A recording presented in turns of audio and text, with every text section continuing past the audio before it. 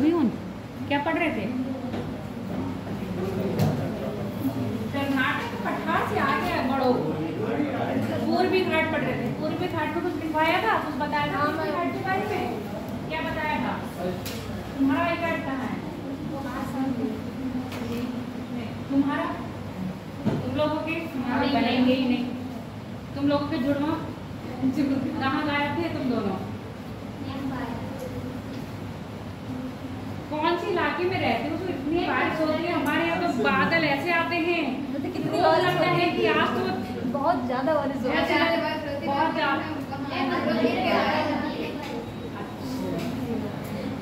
हमें भी उसी इलाके में चलो था, हम बारिश होती है। क्या कह रही हो? सुबह सुबह बहुत होती है, हमारे यहाँ तो सुबह सुबह भी नहीं होती है। आप पहली बार आए हो आज? क्या नाम है आपका? नेहा। पूर्वी घाट के बारे में क्या लिखा था या क्या पढ़े जाके? पूर्व में तो स्थित है, ये तो बहुत किसी को ही बताने का भैया। पूर्वी घाट तो पूर्व में स्थित होगा, पश्चिम में तो नहीं होगा ना। विखंडन के रूप में इसका विखंडन होने का कारण, बात नहीं करो अब। ऐसा लग रहा है मछली बाजार लग गई है, कीच कीच कीच कीच कीच कीच, जैसे मक्खियां और ये बर्रियां नहीं होती, मेन मेन मेन मेन, वही सिस्टम आप लोगों का है। हाँ बताओ। नदियों के कारण ही, नदियों के कारण क्या हो रहा है? ये कट गया है, जो एक सीधी श्रृंखला में ना होके कैसे है? विखंडन रूप में। हाँ बोलो, क्या कह रहे थे?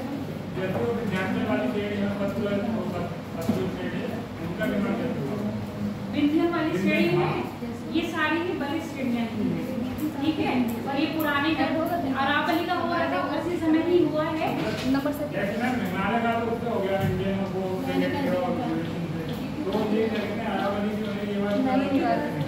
ये वाली पर्वत का निर्माण मोटिवेट होना चाहिए, आंतरिक संबंध के कारण इनकी उठा है।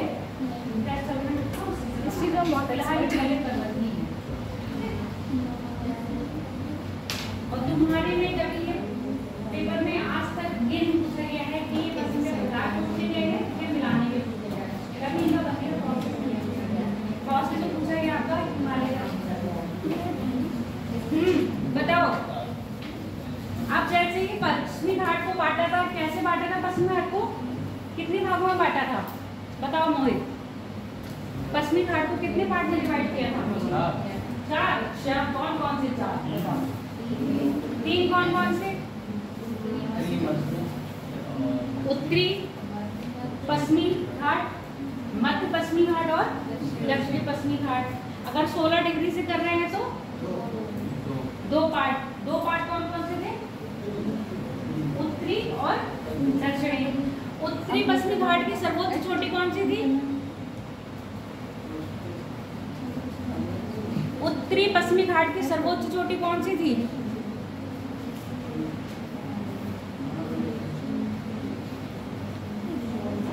ये सब चीजें जवान पे याद होनी चाहिए कल सुबह ही। और दक्षिणी की कौन सी थी? कुद्रेमुख। कहाँ पर है आपके? कर्नाटक में। इसके बाद कर्नाटक की सबसे महत्वपूर्ण पहाड़ी कौन सी थी? बाबा बुदन की पहाड़ी। और नीलगिरी क्या है? जहाँ पर पश्चिमी घाट और पूर्वी घाट आकर मिलते हैं, वो नीलगिरी का क्षेत्र कहला जाता है। नीलगिरी के बारे में तो लिखवाया नहीं था ना, कुछ लिखवा दिए थे हैं?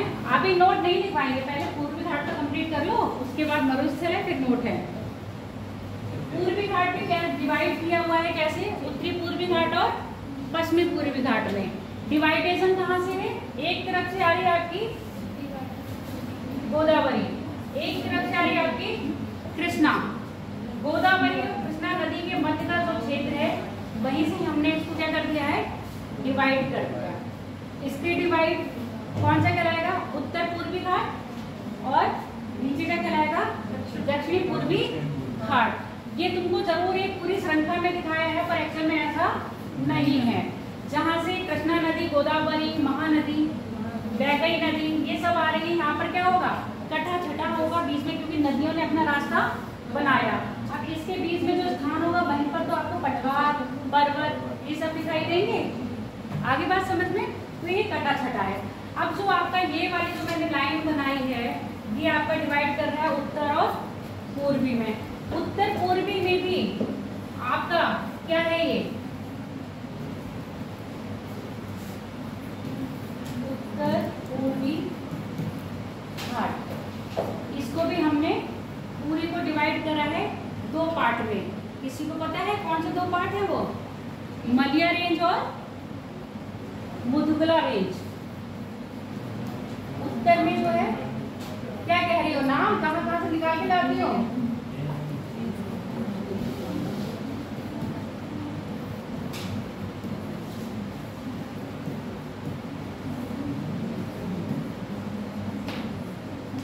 जो मलिया रेंज है उसी की सबसे ऊंची चोटी है, कौन सी है?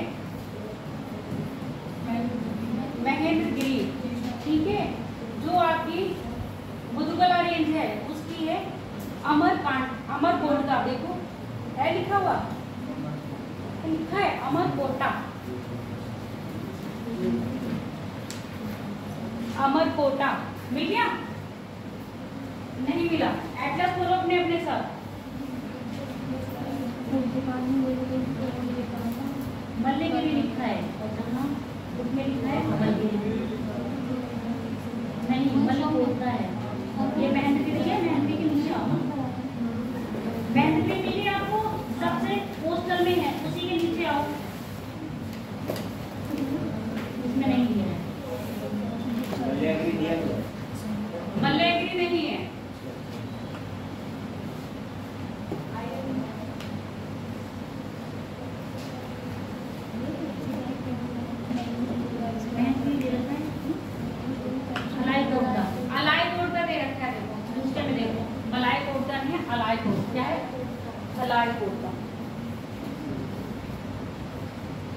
कैसे नाम है? अलायकोटा मिला?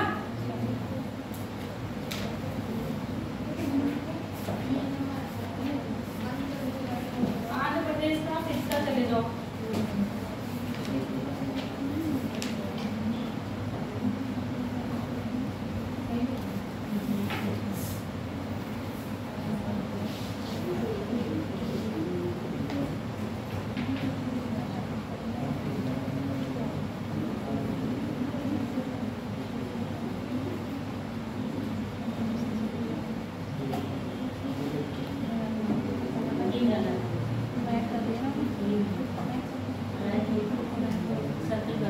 मिल गया? मलिया रेंज की महेंद्रगिरी और मुदगला रेंज की अलायकोटा क्या है? ये आपके सर्वोच्च चोटी है। इसके बाद जो दक्षिण में आता है उसमें कई चोटियां मिलेंगी आपको। जैसे एक तमिलनाडु में बताया था, कौन सी बताई थी? शेषाचलम। देखो शेषाचलम ठीक है। तमिलनाडु में शेषाचलम, ओ सॉरी तेलंगाना में शेषाचलम। उसके बाद आ जाओ तमिलनाडु में।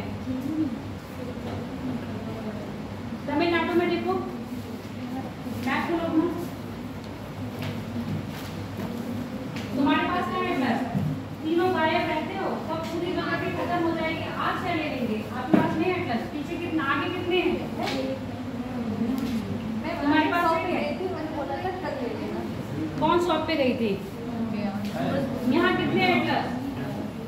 उन्होंने बोला कर ले।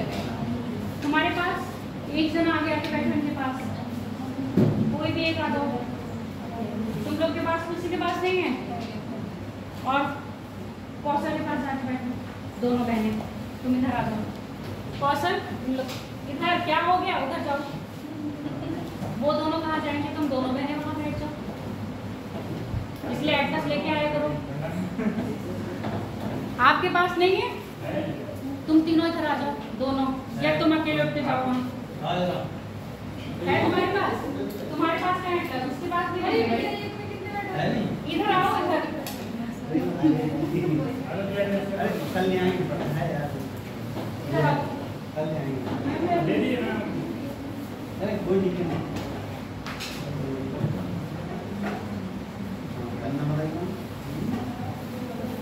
देखते रहना। अन्ना मलाई अभी नहीं मिलेगी।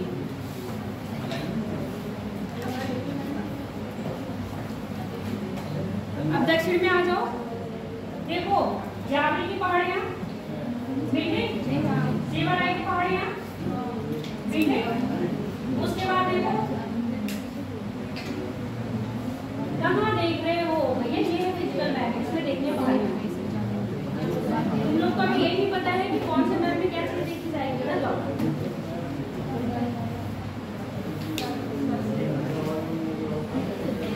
शेरुमलाई पहाड़ी, पंचमलाई पहाड़ी, सेवाराय पहाड़ियाँ, जावली की पहाड़ियाँ। लगा लो भाई, सेवाराय पहाड़ियाँ, पंचमलाई पहाड़ियाँ। तुम लोग भी गलत बोले हो क्या? मिल जाएगा सही तो, इतना छोटा नहीं मिलेगा ना। अब बड़े में देखो, सेवाराय की पहाड़ियाँ, पंचमलाई की पहाड़ियाँ मिल गई, ठीक है।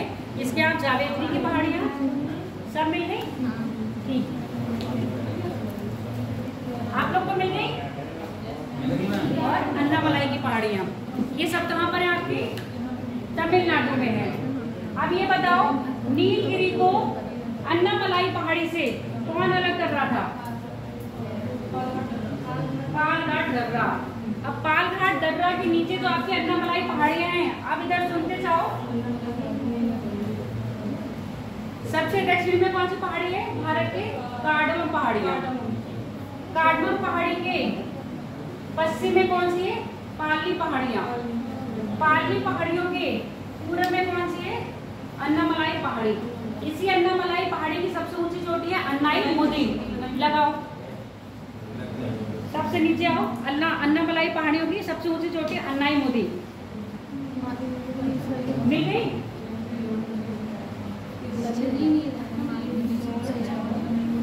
मिल गया अन्नाई-मुदी।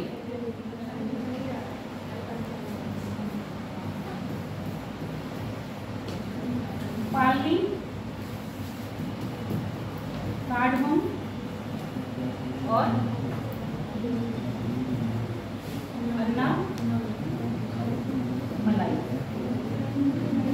ये तीनों पहाड़ियां हैं। इनकी अवस्थिति पूछी जाती है। अब कॉपी पे लिखो फटाक से। मिल गया कौशल? देखिए तुम लोगों को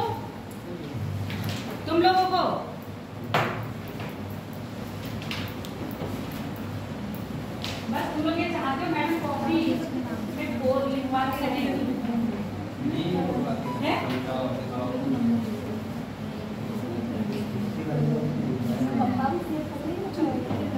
सही से बैठ जाओ, उसको लटका के। एक तो तुमने उसको अपने पास बैठाला, ऊपर से उसको लटका दिया तो तुम लगा दे दो ना, सही हो जाएगी। चलो लिखो। पश्चिमी, अभी पूर्वी घाट लिखा हुआ था ना, अभी पूर्वी घाट लिखा है, अभी कुछ नहीं लिखा है ना। उसी के आगे जहाँ कल क्लास ओवर हुई थी, उसी के आगे लिखना है। लास्ट लाइन बताओ क्या लिखवाई थी? ठीक है, आप लाइन चेंज करके लिखो। पश्चिमी घाट की भांति पूर्वी घाट को भी, पश्चिमी घाट की भांति पूर्वी घाट को भी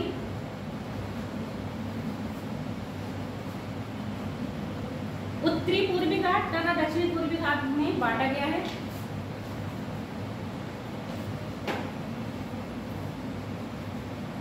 उत्तरी पूर्वी घाट तथा दक्षिणी पूर्वी घाट में बांटा गया है। उत्तरी पूर्वी घाट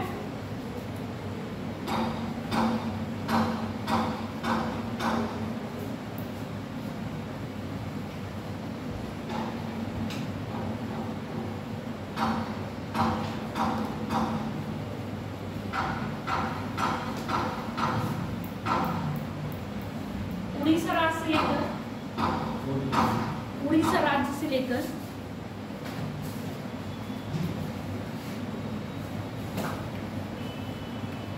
गोदावरी तथा कृष्णा नदी के मध्य, गोदावरी तथा कृष्णा नदी के मध्य तक फैला हुआ है। गोदावरी तथा कृष्णा नदी के मध्य तक फैला हुआ है, जिसको पुनः दो भागों में विभाजित किया है, मलया रेंज और मुतकुला रेंज। मलया रेंज और मुतकुला रेंज पुनः दो भागों में डिवाइड किया गया है, मलया रेंज और मुतकुला रेंज। मलया रेंज की सबसे ऊंची चोटी महेंद्रगिरी है। महेंद्रगिरी मलया रेंज की सबसे ऊंची चोटी महेंद्रगिरी है। जबकि मुदगला रेंज की अमलाया कोटा महेंद्रगिरी, जबकि मुदगला रेंज की मलाया कोटा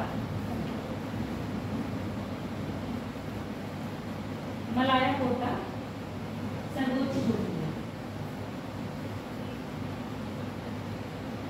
दक्षिण पूर्वी घाट का विस्तार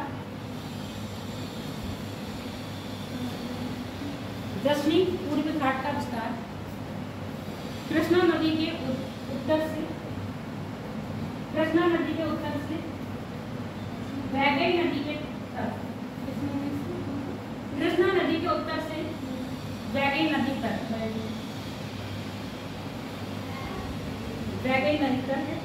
जिस वैगई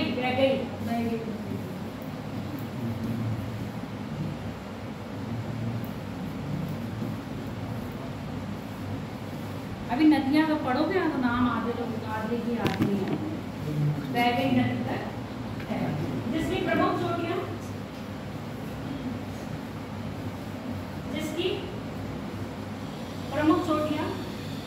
जो मार्क करेंगे अपने उस पर लिख लो।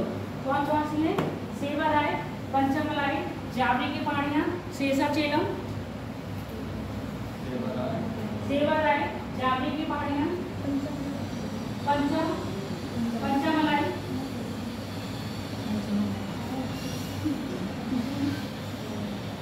पंचमलाई, ये सब कहाँ पर है आपकी? तमिलनाडु राज्य में है। जबकि शेषाचेलम कहाँ पर है आपकी? आंध्र प्रदेश नहीं, तेलंगाना। जबकि शेषाचेलम आपकी कहाँ पर है? तेलंगाना में है। अब लिखो अलग से। पूर्वी घाट, पश्चिमी घाट प्रायः पूर्वी घाट तथा पश्चिमी घाट प्रायः नीलगिरी में मिलते हैं, जिसके उत्तर में बिलीगिरी, रंगन,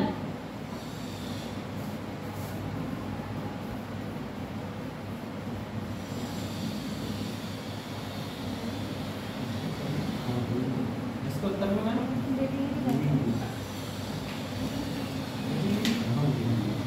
बिलीगिरी, रंगन पहाड़ी। ये इससे क्वेश्चन आया था आपके 2014 या 15 में यूपीपीसी से। लोकेशन पूछी थी इसकी स्टेटमेंट में। बिलीगिरी, रंगन पहाड़ियाँ कहाँ पर है आपके? नीलगिरी के कहाँ पर है? उत्तर कहाँ होगा नीलगिरी का? उधर होगा, इधर होगा, ऊपर होगा, यानी कि यहाँ पर ही होंगे ना। और कहाँ पर है ये? कर्नाटक राज्य में। बिलीगिरी पहाड़ियाँ कर्नाटक राज्य में अवस्थित है। तथा नीलगिरी के दक्षिण में अन्नामलाई पहाड़ी, तथा नीलगिरी के दक्षिण में अन्नामलाई पहाड़ी,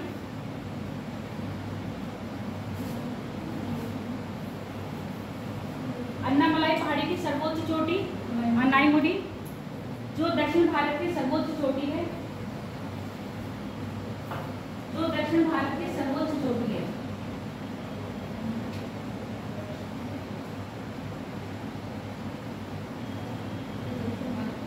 सर्वोच्च चोटी है।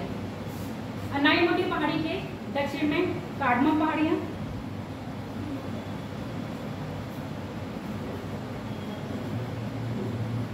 अनाईमुडी पहाड़ी के दक्षिण में अन्नामलाई पहाड़ी के दक्षिण में कार्डमम पहाड़ियां, जो दक्षिण भारत की सबसे दक्षिणतम पहाड़ियां हैं, जो दक्षिण भारत की या पूरे भारत की सबसे दक्षिणतम पहाड़ी है, जिसका विस्तार केरल और तमिलनाडु के बॉर्डर पर है। काटूं? मैम इसी को इलायची की पहाड़ी बोलती हूँ। हाँ, इसी को इलायची पहाड़ी, हिंदी में इलायची की पहाड़ियाँ, इंग्लिश में कार्डमम पहाड़ी।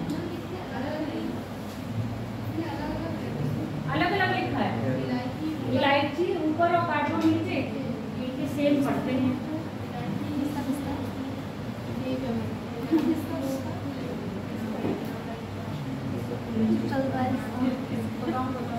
पढ़ते रहिए साथ में।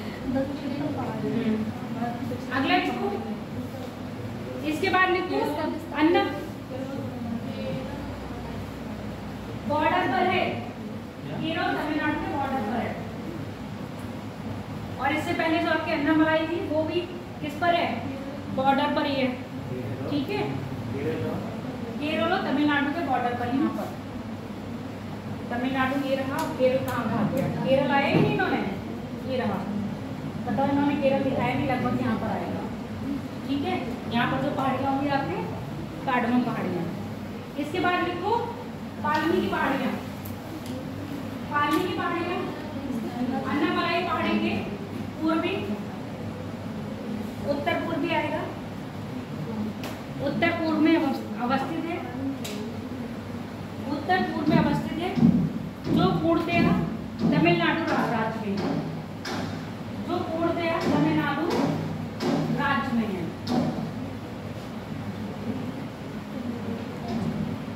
जो पूर्णतः तमिलनाडु राज्य में अवस्थित है।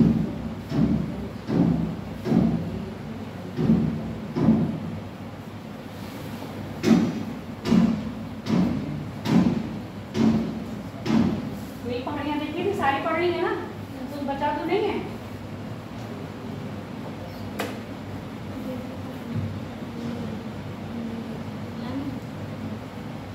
आप लोग ने अपने मैप में देखी नहीं है।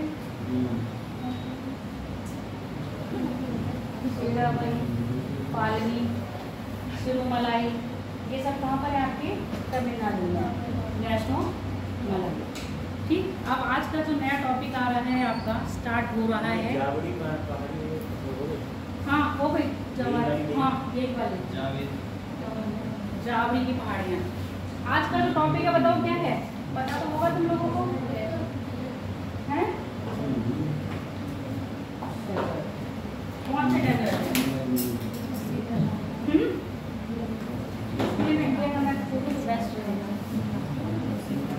बताओ, ऐसे मतलब टॉपिक भी पूछ रहे हैं तब भी ऐसे डर डर के बोलते हो।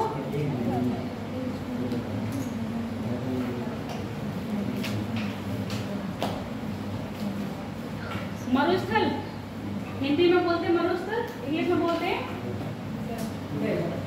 मिठाई बोलते हैं क्या? नहीं ना, मरुस्थल बोलते हैं। मरुस्थल बनते कैसे हैं? कैसे बनते हैं मरुस्थल? बारिश की कमी के कारण। यहाँ पे बारिश होती है या नहीं होती है? बिल्कुल नहीं होती है, बहुत कम। कितनी कम? 25 सेंटीमीटर से कम। 25 सेंटीमीटर से कम। चलो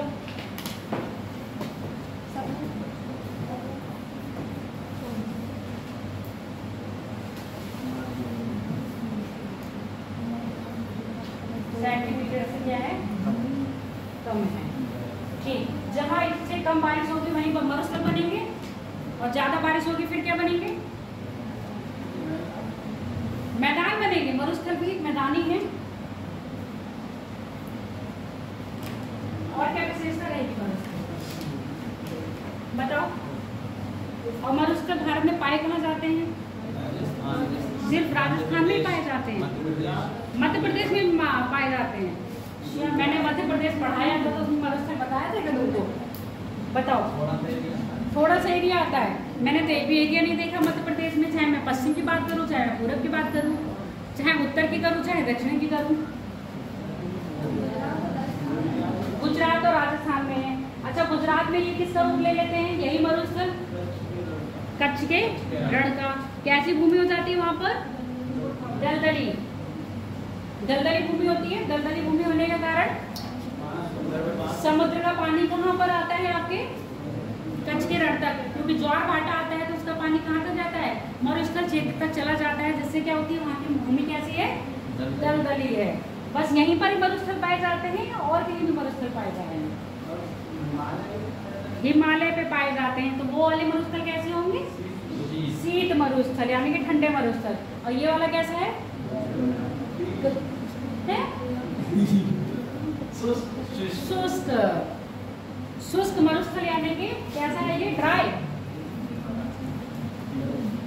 है ना। शुष्क मतलब ड्राई है, इसी को हम गर्म कह रहे हैं। शुष्क मरुस्थल को गर्म कहते हैं, ठंडे मरुस्थल को शुष्क नहीं कहेंगे। ठंडे मरुस्थल को शुष्क नहीं कहेंगे क्या? बताओ। नमी कम हो गई उसमें। कह सकते हैं, क्यों कह सकते हैं? नमी नहीं होती। तो मैम ठंडे हैं तो नमी क्यों नहीं होगी? सब पता चलेगा, ठंडे हैं तो नमी है कि नहीं है।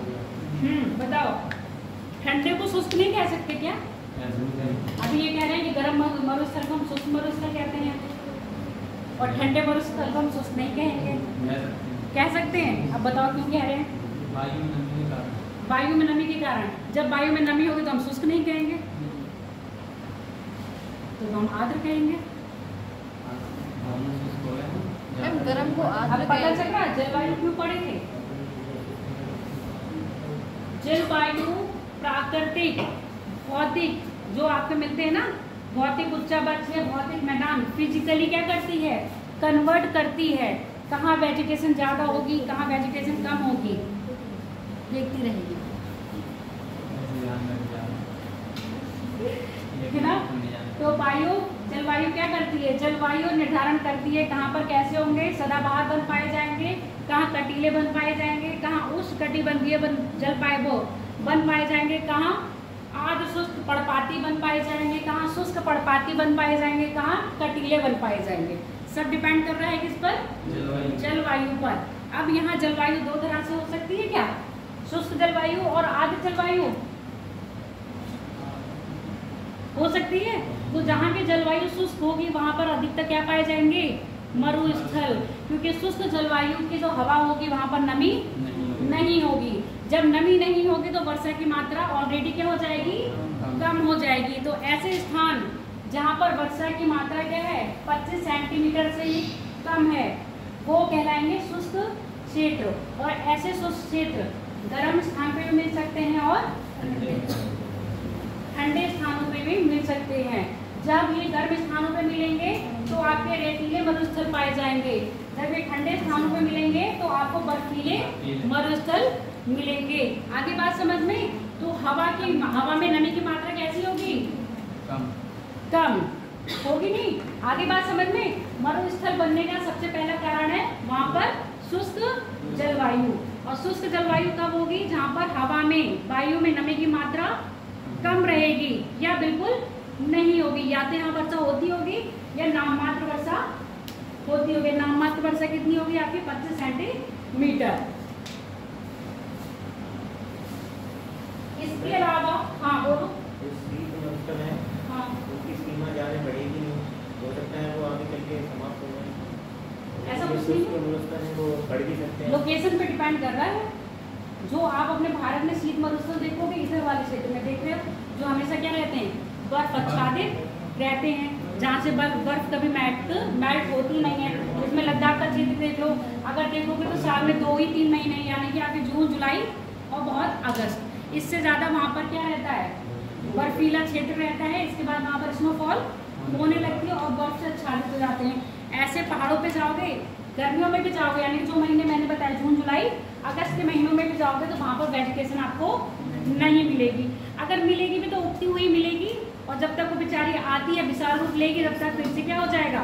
बर्फबारी हो जाएगी, बर्फ से धंस जाएंगे। और ऐसे जब आप कहाँ जाओगे? रेगिस्तान वाले मरुस्थल में जाओगे, तब भी वहाँ पे क्या होगी? वनस्पति नहीं मिलेगी। अगर मिलेंगे भी तो कैसे वन मिलेंगे? पेड़ पौधे बहुत दूर दूर मिलेंगे, कटीले मिलेंगे, जिसमें कैक्टस हो जाता है, बबूल हो जाता है। ये जब तुम भारत की वेजिटेशन पढ़ोगे, उसकी जलवायु के साथ, तब ये वाली चीज़ें पढ़ोगे।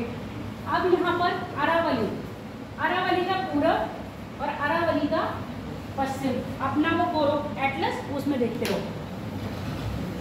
बीच में रख दो एटलस थोड़ा थोड़ा।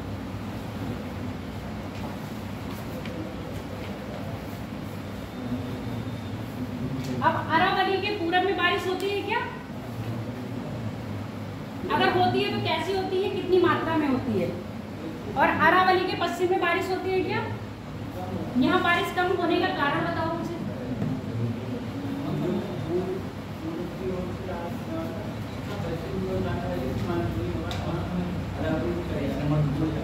अरावली से कट जाती हैं। अच्छा, और इसके अलावा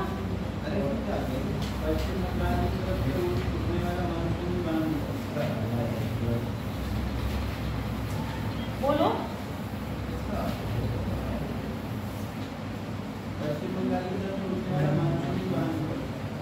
मानसून वहाँ पहुँच नहीं पाता है या पहुँच जाता है?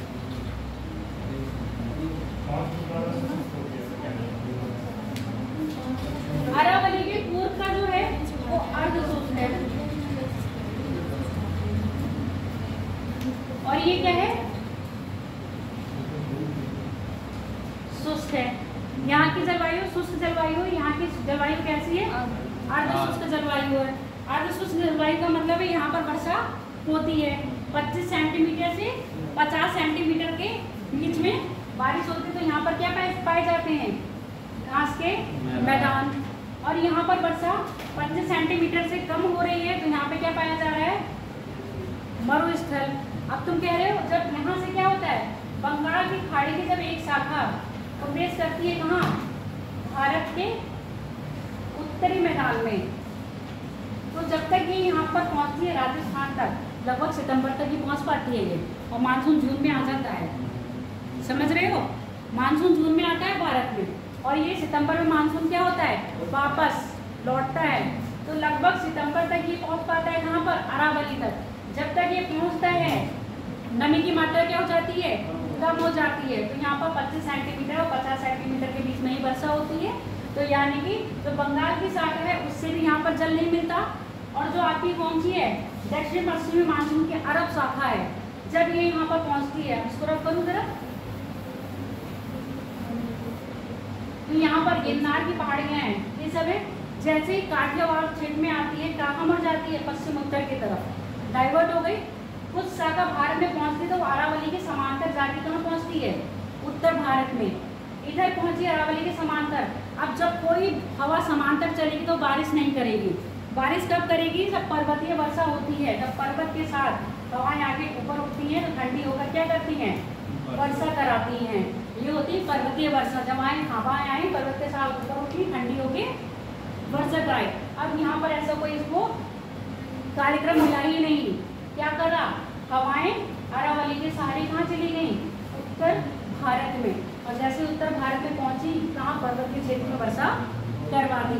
तो राजस्थान की एक ऐसा मार्ग है, राज्य है भारत का, जिसको किसी भी शाखा से भाग से वर्षा पूर्णतया नहीं मिलती है। अब इसी की बात कर ले तो उत्तर प्रदेश के पश्चिम में अधिक वर्षा होगी या पूर्व में अधिक वर्षा होगी?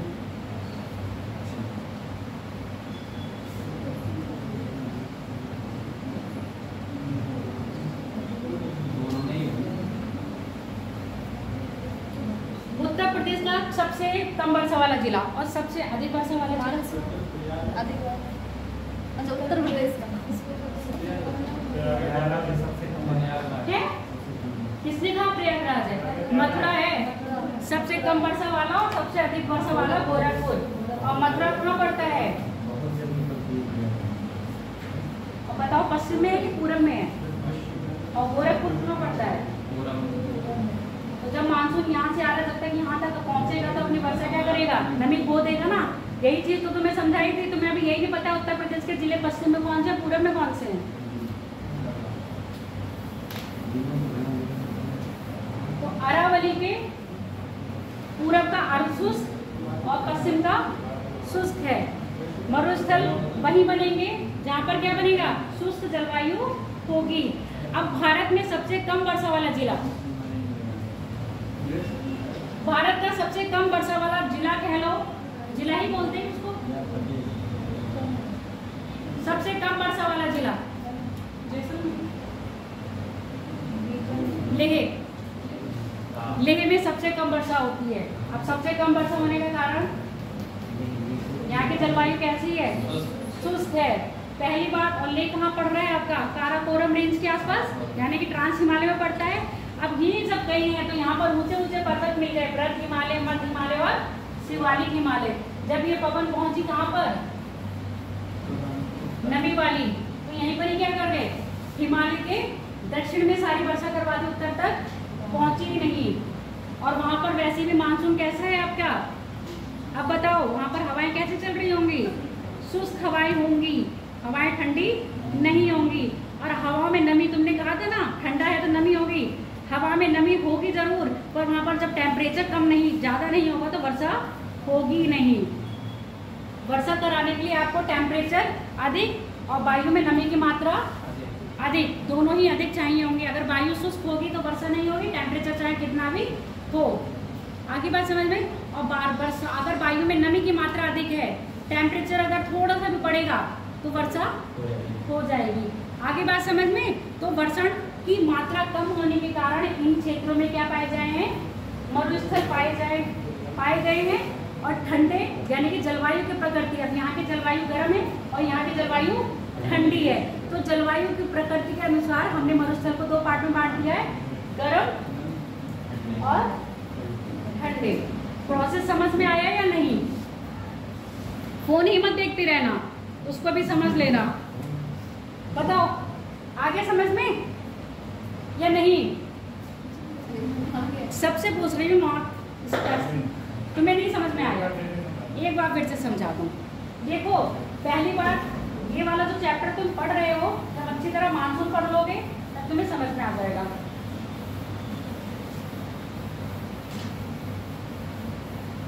भारत में मानसून जो आता है दक्षिण पश्चिमी मानसून से आता है। दक्षिण पश्चिमी मानसून मतलब ये वाला। तो दक्षिण पश्चिमी मानसून जब हवाएं ऐसे आती हैं तो पश्चिमी घाट से टकराती हैं और पश्चिमी घाट से टकराकर क्या कर जाती हैं? इन्हीं क्षेत्रों में वर्षा करवाती हैं, जहाँ पर पर्वतीय वर्षा होती है, क्योंकि ये हवाएं जैसे ऊपर उठेंगी वर्षा करवाती हैं। तो भारत में सर्वाधिक वर्षा वाला क्षेत्र यही है और सर्वाधिक वर्षा वाला राज्य केरल है। सबसे कम वर्षा आपके पंजाब में पहुंचती है, क्योंकि जब तक मानसून कहाँ पहुंचता है? ऊपर पहुंचता है, अपनी नमी को खोता जाता है। अब इसके बाद इधर भी वर्षा होती है। आपने तो घाट पढ़े थे ना बीच में, पार घाट, भार घाट, थाल घाट और घोर घाट। इन्हीं घाटों के गैप में से कुछ हवाएं कहाँ निकलती हैं? निकलकर इस क्षेत्र में वर्षा करवाती हैं, पर ये हवाएं इस क्षेत्र में नहीं पहुंचती हैं। जब भारत में मानसून होता है तो पूर्वी भाग या पूर्वी तट ऐसा है जहाँ पर वर्षा की मात्रा नगण्य रहती है, एक भी वर्षा नहीं होती, क्योंकि ये कौन सा क्षेत्र हो गया? छायावृष्टि क्षेत्र होता है। ऐसा जो पर्वत की दूसरी तरफ हो और वहाँ पर वर्षा ना हो रही हो तो ऐसा क्षेत्र कहा जाता है छायावृष्टि। और ये होगा अतिवृष्टि, क्योंकि यहाँ पर क्या हो रही है? वर्षा अधिक हो रही है। अब यहाँ पर भूमि, अब यहाँ से क्या हो गया? कुछ पवनें किधर चली गई? उत्तर की ओर। जैसे उत्तर की ओर गई, अपने मैप में देखो यहाँ पर गिरिनार की पहाड़ियाँ मिल गई। इन्हीं गिरिनार की पहाड़ियों से होकर कुछ वर्षा गुजरात के क्षेत्र में करवाई जाती है और जो गैप होता है वो कहाँ पहुँचता है? उत्तर भारत में प्रवेश करता है। जैसे ही उत्तर भारत में प्रवेश करेगा, अगर कोई ऐसी पर्वत श्रृंखला होती तो ये हवाएं यहाँ पर वर्षा करवा देती। यहाँ पर तापमान कैसा हो गया? शुष्क हो गया।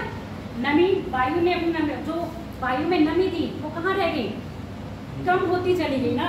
अब जब यहाँ पर प्रवेश करेगा तो ये मुड़ता है इस साइड मानसून, और अरावली के सहारे क्या कर जाता है?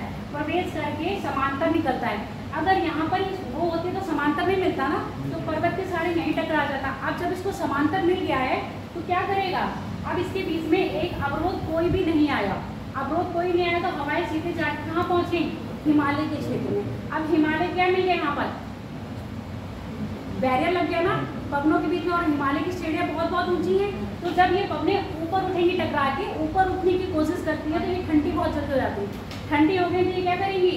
वहीं पर वर्षा कर देती है। जबकि यहाँ पर इनके मार्ग में कोई अवरोध नहीं आया। टेम्परेचर भले ही कितना उठा पर अवरोध तो नहीं आया ना, और अरावली के सारे चीजें चली गई। अब जब यहाँ से कौन सा मानसून आता है? बंगाल की खाड़ी का मानसून। और कौन सा होगा ये? उत्तर पूर्वी मानसून। जब ये उत्तर पूर्वी मानसून प्रवेश करता है तो इसी मानसून से आपकी कहाँ? राजस्थान में वर्षा होती है, जबकि दक्षिण पश्चिमी मानसून से राजस्थान में वर्षा नहीं होती है। पता चल गया रीजन क्यों? क्योंकि जब तक वर्षा यहाँ पर अरावली के सारे पहुँचती है, थोड़ी सी नमी इसमें रह जाती है, तो यही वर्षा इसको करवाती है। 25 से 50 सेंटीमीटर के लगभग वर्षा इसको प्राप्त होती है। क्लियर हो गया? ये तो जब मानसून चैप्टर पढ़ोगे तब अभी तो फॉर्मेशन था, इसलिए मैंने बता दिया।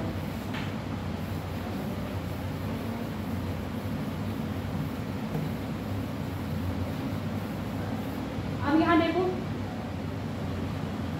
अरावली है, अरावली के पश्चिम में जो मरुस्थल है जिसको हम कहते हैं थार का मरुस्थल, ठीक है, विश्व का 70वां सबसे बड़ा स्थल है, मतलब सबसे बड़ा मरुस्थल है, जो लगभग 2 लाख वर्ग किलोमीटर तक फैला है, जिसकी अवस्थिति भारत और पाकिस्तान में भी है।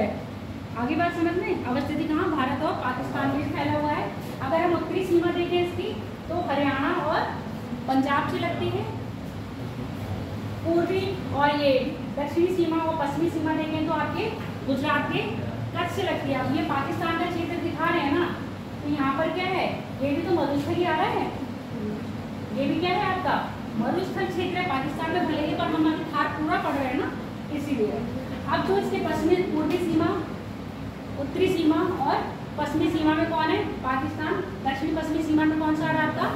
गुजरात का कच्छ का क्षेत्र। ये इसकी सीमा निर्धारित कर रहा है किसकी? अरावली की मरुस्थलीय क्षेत्र की। अब पूरे राजस्थान में अगर मैदान की बात करोगे तो वो मरुस्थलीय मैदान हो जाता है, ये बागड़ हो जाता है, लोकल भाषा में इसको कहते हैं बागड़। बागड़ मैदान कैसा है? चट्टानी नुमा है, जबकि ये क्या है? मरुस्थलीय। किसका? अरावली के पश्चिम वाला मरुस्थलीय, अरावली के पूर्वी वाला बागड़। यहाँ पर घास के मैदान पाए जा रहे हैं। घास के मैदान क्यों पाए जा रहे हैं? क्योंकि यहाँ वर्षा 25 सेंटीमीटर से अधिक हो रही है। अब विशेषता होती है ना मरुस्थल की, कुछ विशेषता होती है नहीं?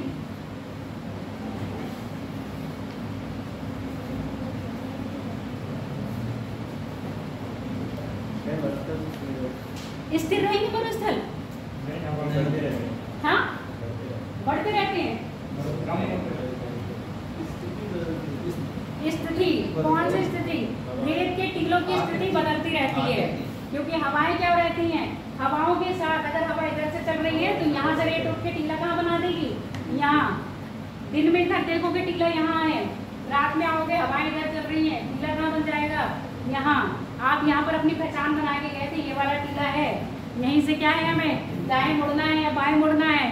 टीला रात में गायब हो गया, आप रास्ता भटक गए।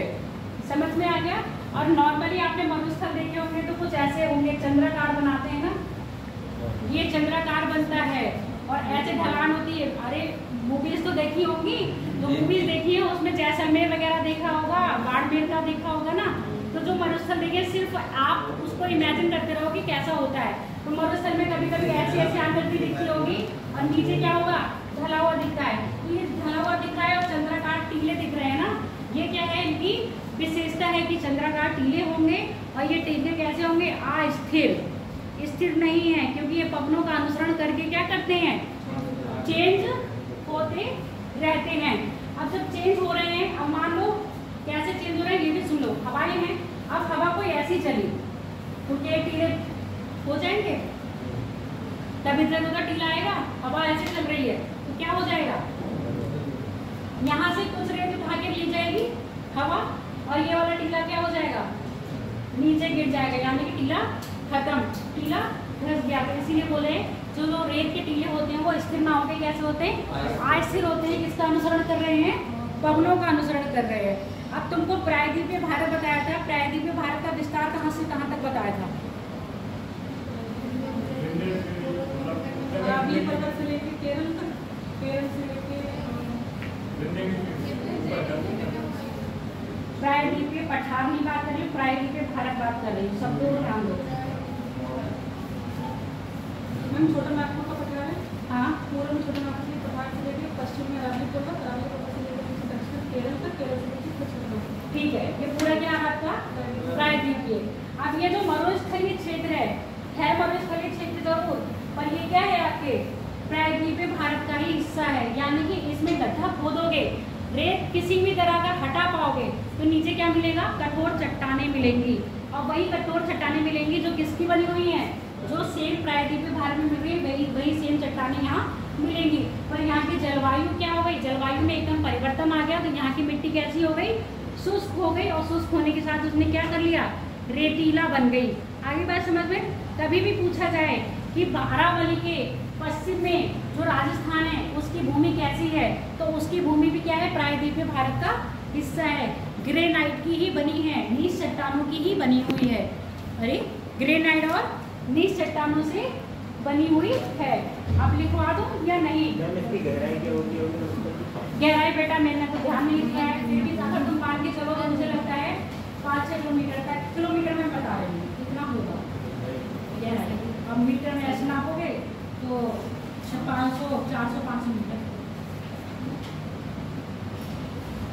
लिखो, पहले लिखो भारतीय मरुस्थल। ये हिला देती है पैर मार के। कर दिया। भारतीय मरुस्थल एक पेड़ कॉपी अच्छी सी बना लो। क्या नाम है तुम्हारा? तस्लीम। कहाँ है फिर? मैंने तो आज तक नहीं देखी। वो लेके आओ, कल सब लोग अपनी फेयर कॉपी लेके आओगे। छुट्टी है पहले 2 तारीख तक, जिसकी बनी हुई नहीं है बना लेगा 2 तारीख तक। 2 तारीख की छुट्टी हो गई? 2 तारीख को खुलेगा एग्जाम में इसलिए। अच्छा, पेपर होंगे। तुम लोग को तो मजे आ गए। नहीं मैम, ऑनलाइन क्लास लगेगी। ऑनलाइन क्लास लगेगी। वो कहाँ गए? Answer writing.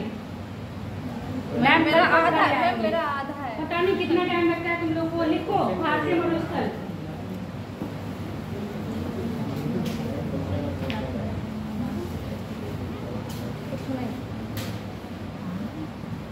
मरुस्थल प्राय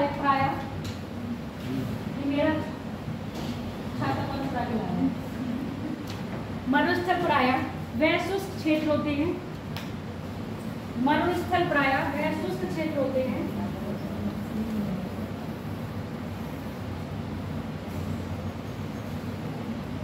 जहां पर वर्षा की मात्रा अत्यधिक कम तथा वनस्पति शून्य या नगण्य या कुछ मात्रा में पाई जाती है। नगण्य या कुछ मात्रा में पाई जाती है, जहाँ वनस्पति नगण्य या कुछ मात्रा में पाई जाती है। मरुस्थल प्राय जलवायु का अनुसरण करते हुए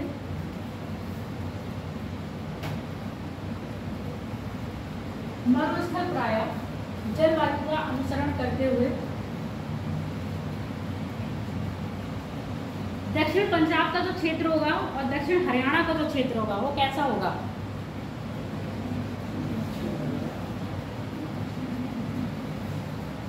बताओ प्रियंका। दक्षिण पंजाब और दक्षिण हरियाणा का जो क्षेत्र होगा वो कैसा होगा?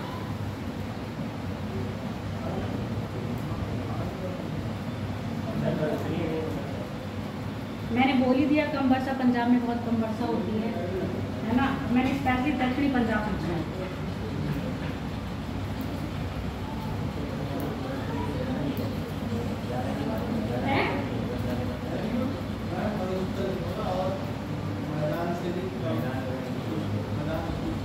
दक्षिणी पंजाब का क्षेत्र मरुस्थलीय क्षेत्र था, पर जब आपकी कौन सी नहर परियोजना है? इंदिरा गांधी नहर परियोजना हरित क्रांति के साथ है, जिससे लाभान्वित हुआ आपका उत्तरी राजस्थान और दक्षिणी पंजाब हरियाणा का क्षेत्र। इसलिए यहाँ पर कृषि योग्य भूमि उपलब्ध हो गई है। तो कुछ चीज़ें ऐसी हैं जो दिमाग में रखोगे तो आधे से ज़्यादा आंसर अपने आप ही निकाल लोगे। क्या लिखे हो? जलवायु का अनुसरण करती हैं जिसके अनुसार मरुस्थल गर्म व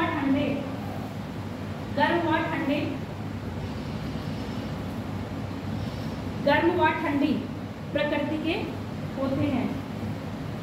गर्म व ठंडी प्रकृति के होते हैं।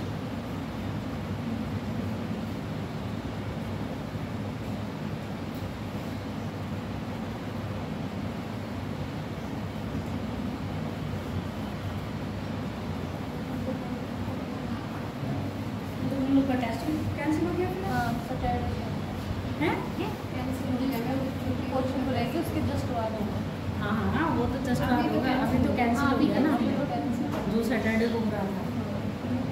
बड़े मजे आ गए, कितने लोगों ने दुआ करी होगी, कितने लोगों ने मन्नतें मांगी टेस्ट का कैंसिल होने की, बताओ। जिन लोगों का कवर नहीं है उनका कवर हो जाएगा। मतलब तुम कह रही हो कि मेरा कवर नहीं है तो मेरा कवर हो जाएगा, मैंने मन्नत मांगी है, मन्नत नहीं मांगी थी, इसने भी मन्नत मांगी थी कि टेस्ट कैंसिल हो मन्नत नहीं जाए, मांगी थी, बस टाइम मिल गया। टाइम मिल गया। चलो क्या लिखे हो, पहला लिख लो गरम मरुस्थल, गरम मरुस्थल।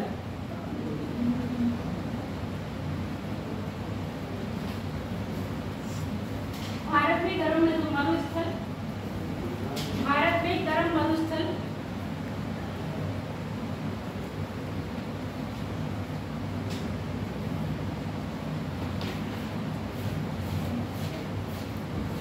गरम मरुस्थल का उदाहरण थार का मरुस्थल है, जिसे the great desert of India में कहा जाता है। भारत में गरम मरुस्थल का उदाहरण क्या है आपका? थार मरुस्थल है, जिसे the great desert of India, ऐसे लिखो महान, भारत का महान मरुस्थल, हिंदी में लिखो भारत का महान मरुस्थल। थार का मरुस्थल भारत का महान मरुस्थल भी कहा जाता है, जिसका विस्तार भारत तथा पाकिस्तान, जिसका विस्तार भारत तथा पाकिस्तान, और पाकिस्तान में भी लिखोगे पूर्वी पाकिस्तान, और पूर्वी पाकिस्तान बांग्लादेश मत समझ देना,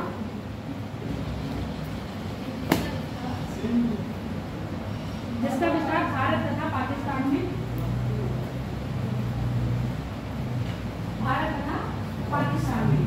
भारत में लाइन चेंज करके लिखो, भारत में थार मरुस्थल का विस्तार, भारत में थार मरुस्थल का विस्तार।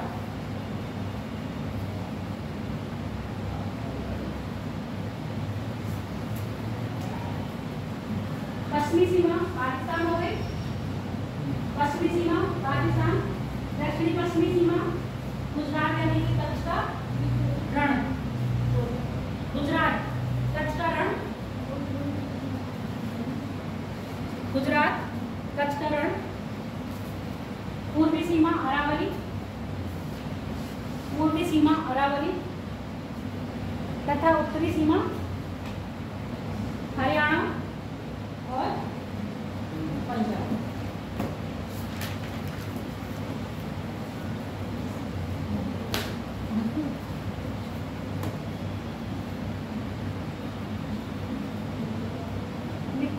अब एक यहाँ पर थार का बताने से पहले आपका मरुस्थल वो मैदान रह गया था मैं उत्तर का, उस समय यहीं पर मैं मरुस्थल और ये दोनों कवर करवा दी रही हूँ। मैदान में लिखो राजस्थान का मैदान,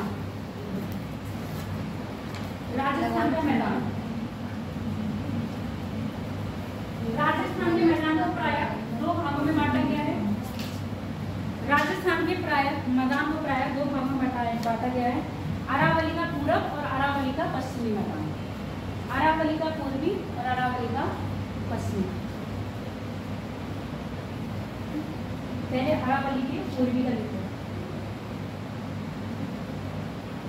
अरावली के पूर्वी, अरावली के पूर्वी राजस्थान में, अरावली का पूर्वी राजस्थान अर्धशुष्क जलवायु का क्षेत्र है, अर्धशुष्क जलवायु का क्षेत्र है, अर्धशुष्क जलवायु का क्षेत्र है, जहाँ पर घास के मैदान, जहाँ पर घास के मैदान तथा पथरीली चट्टानी भूमि पाई जाती। पथरीली नहीं लिखना, चट्टानी लिखना, चट्टानी भूमि, चट्टानी भूमि पाई जाती है।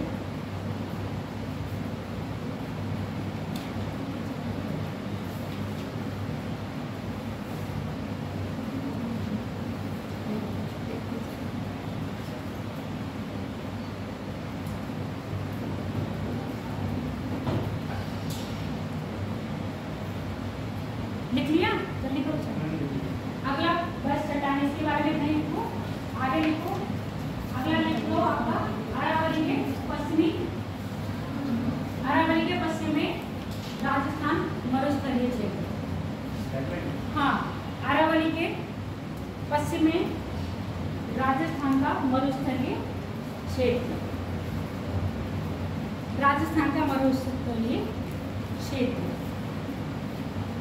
अब इसमें लिखो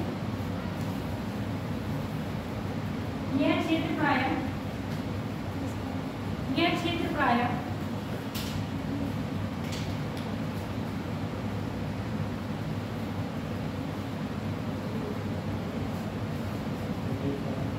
रेत द्वारा निर्मित हुआ है। रेत द्वारा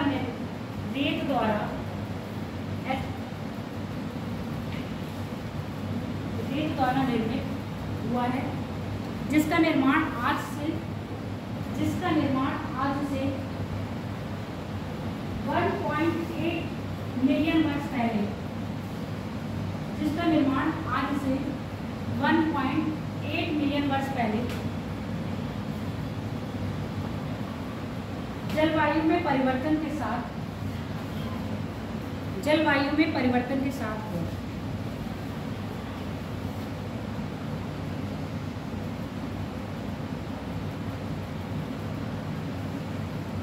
जलवायु में परिवर्तन के साथ हुआ है। इस क्षेत्र में वर्षा की मात्रा 25 सेंटीमीटर से कम।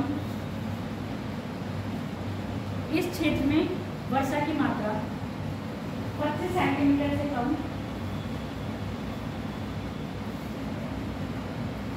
तथा कटीली वनस्पति तथा कम मात्रा में पाई जाती है। कटीली वनस्पति तथा कम मात्रा में पाई जाती है।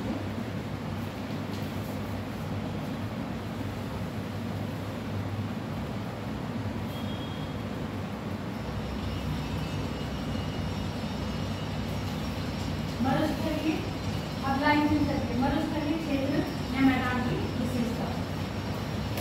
मरुस्थलीय मैदान की विशेषता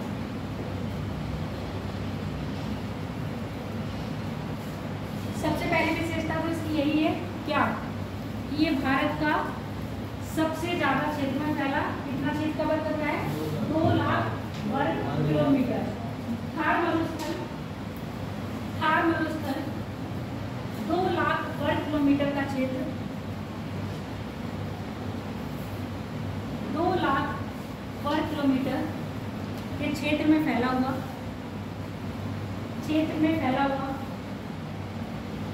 एक विशाल मरुस्थल है, जो विश्व में 70वें स्थान पर आता है।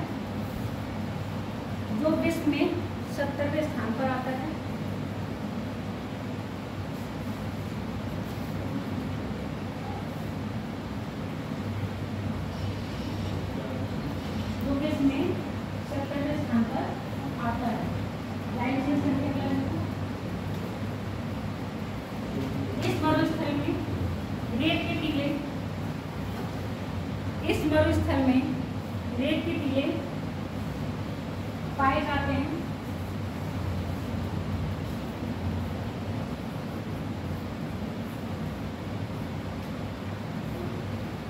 रेत के टीले पाए जाते हैं जिन्हें स्थानीय भाषा में थिरियन कहते हैं। थिरियन भी है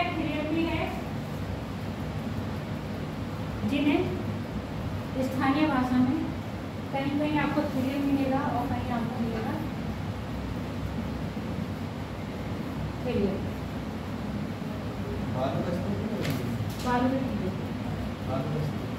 बालू का स्तूप भी ना, बालू का टीला, बालू का स्तूप नॉर्मल हम कहते हैं, पर इसको लोकल लैंग्वेज में क्या कहते हैं आपके थिरियन कहा जाता है। जो प्रायः अस्थिर होते हैं,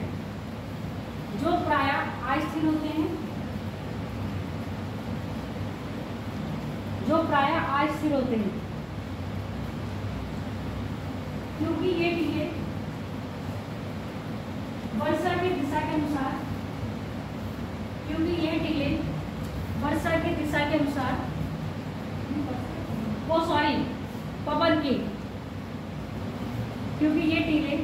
पवन की दिशा के अनुसार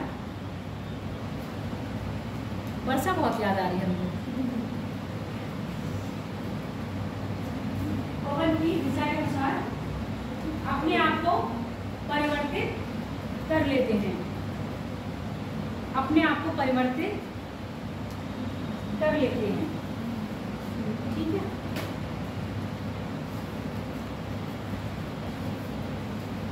अगला देखो, लाइन चेंज कर दिया। प्राय मरुस्थलीय क्षेत्र में, प्राय मरुस्थलीय क्षेत्र में नदियों का अभाव रहता है। प्राय मरुस्थलीय क्षेत्र में नदियों का अभाव रहता है, परंतु फिर भी मतलब और थोड़ा सा और लग रहा है, अभाव रहता है, परंतु यहाँ कुछ नदियाँ प्रमुख हैं, परंतु यहाँ कुछ नदियाँ प्रमुख हैं, जिसमें आपकी सबसे पहले लिख लो लूनी नदी। और क्योंकि आप ये वाला क्षेत्र पढ़ रहे हो तो लूनी नदी ही इम्पोर्टेंट है। लूनी नदी, लूनी नदी एक मौसमी नदी है। लूनी नदी एक मौसमी नदी है, इसके अकॉर्डिंग इसी में लिखना है, लूनी नदी लिखा है ना, उसी के आगे लिखना है। हाँ, मौसमी नदी है जो अरावली में कौन सा हो गया, दक्षिण अरावली से निकलकर दक्षिण अरावली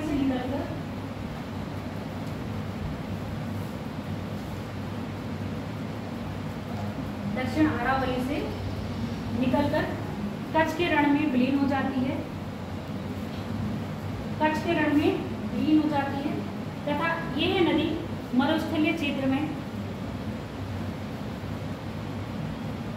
यह नदी मरुस्थलीय क्षेत्र में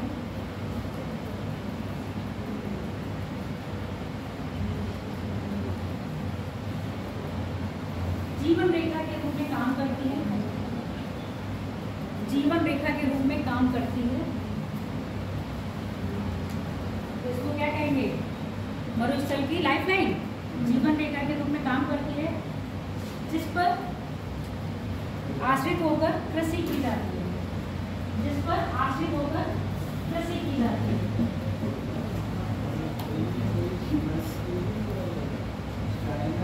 चाइना उगा रहा है, चाइना वहां पर ड्रिलिंग करके पानी दे रहा है और उसने कर दिया। अब उसने ऐसा कर दिया ना चाइना ने, अब उससे पता क्या होगा, वहाँ की जलवायु में परिवर्तन आ जाएगा, विश्व की जलवायु में ही चेंज आ जाएगा। ऐसे तभी तुम कह रहे हो कि मैडम क्यों बारिश इतनी होती है, बारिश क्यों नहीं हो रही, यही कारण है ना। अब क्या हो गया, वहाँ पर जो हवाएं चलती थी वो वहाँ पर ही वर्षा करवा देंगे, मरुस्थल बनेंगे तो आगे वाले क्षेत्र में वर्षा नहीं होगी उसके कारण। ऐसे ही क्या है, अगर सारा मरुस्थल में भी ये चीज कर दोगे तो कहाँ उठे, अभी हो गया क्या टाइम, जाओ क्या लिखे हो लाइफ टाइम में, इसके आसपास आश्रित होकर जायज की कृषि होती है, जायज की फसलें।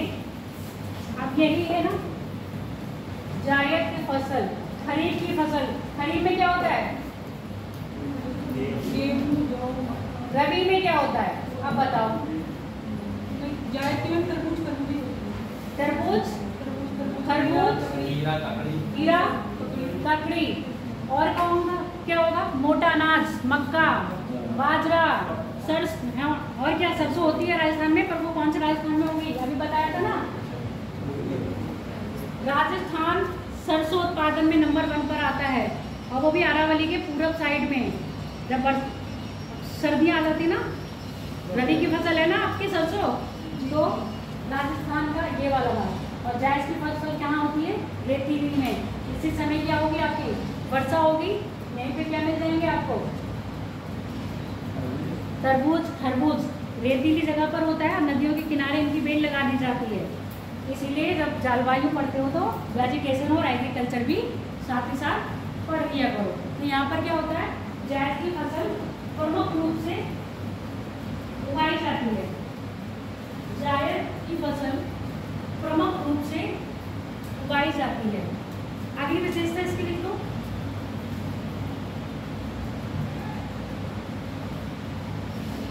मरुस्थलीय क्षेत्र में, मरुस्थलीय क्षेत्र में कुछ झीलों का भी निर्माण हुआ है। ये झीलें प्रायः खारी होती हैं। कुछ झीलों का भी निर्माण हुआ है। ये झीलें प्रायः खारी होती हैं। अभी तो 1 घंटा 5 मिनट हुआ है, देखो। ये झीलें प्रायः कैसी होती हैं?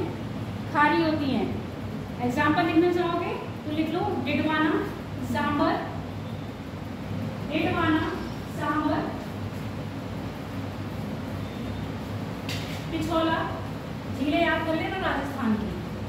ये सारी कैसी हैं आपकी? खारी झीलें। खारी क्यों होती हैं? क्योंकि यहाँ का जो पानी है ना, और यहाँ की जो वो है भूमि, जो यहाँ की भूमि है वो कैसी है आपकी? लवणीय है। तो लवणता होने के कारण यहाँ की होती झीलें कैसी हो जाती? खारी हो रही है। यहाँ झीलों का पानी जैसे कि मौसमी होती है ना, ये गड्ढे बने होते हैं ना, उसी में क्या हो जाता है? स्टोर हो जाता है। और ये झीलें सदाबहार रहती हैं वहाँ पर। अब जैसे अब देखा जाएगा तो राजस्थान में सबसे ज़्यादा सांबर झील से नमक उत्पादन किया जाता है ना। बस वो भूमिगत स्रोत होते हैं। वहाँ की जो भूमि होती है ना, उन स्रोतों से भी तो आपकी लवणता मिलती है। तो वो लवणता के कारण क्या होता है? और यहाँ की जो वर्षा होती है, वो वर्षा भी क्या होती है? झीलों में जाके गिरती है, तो वहाँ भी उसकी जगह उसके पानी को कैसा करता है? लवणीय कर देता है। यहाँ की पानी जल कैसा होता है? आपका खारा होता है। लिख लिया? इस क्षेत्र में प्रायः कुछ झीलें पाई जाती हैं। झीलों के नाम लिख लिए हैं, डिडवाना, सांबर और पिछोला। और भी है राजसमंदर झील, ठीक है, आना सागर झील। राजस्थान की अधिकतर झीलें कैसी हैं आपकी? खारी हैं। कोई भी मीठी झील वहाँ पर नहीं मिलेगी। बस सांबर झील इंपॉर्टेंट इसलिए है क्योंकि ये तो राजस्थान की सबसे बड़ी खारी झील है। खारी तो है, और कई बार होता है कि कृषि में खारापन कम होता है। ये सबसे ज़्यादा खारी झील है और सबसे ज़्यादा नमक उत्पादन करती है। अब इसके बाद देखो अगला, इसी में चेंज करते हैं। खार का मरुस्थल। खार का मरुस्थल विश्व में जनसंख्या घनत्व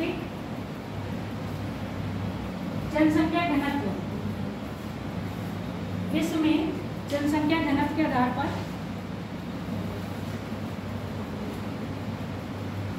सबसे बड़ा मरुस्थल है। इस बात को समझ में आया कि नहीं? ये बात समझे कि नहीं? बताओ। घनी जनसंख्या वाला मरुस्थल मतलब इससे ज्यादा जनसंख्या किसी भी मरुस्थल में नहीं रहती।